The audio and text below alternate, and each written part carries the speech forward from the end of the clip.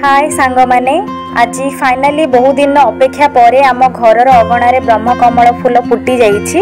एहा कोनोसी साधारण फूल नुहे। यार फूल तोलिबा पूर्वरु प्रथमे गछटी को पूजा करा जाए एवं तापरे फूलटा को आनिकी ठाकुरंक पाखरे लगा जाए।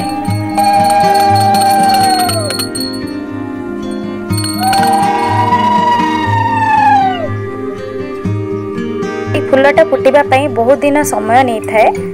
यही फूलटी राति रे फुटी थाए और सकाळ को मौली जाए। पुराण अनुसार यही फूलर महात्म्य बहुत अधिक। यह एक विरल फूल एवं विश्वास करा जाए कि यही फूल जहाँ अगणार फुटे तो घर पर सुख एवं समृद्धि आनी दिए। केवल सेतिकी नुहे यार औषधिक गुण बहुत अच्छी। या माइथोलॉजी अनुसार रामायण सहित भी कनेक्ट करा जाइछि। विभिन्न प्रकार उपचार ପାଇଁ याकू व्यवहार करा जाए। सो जदि आपण भी केबे एमती फूल देखिचंती या फिर आपणक घरे एभली फूल अछि ताले निश्चिंत जणांतु।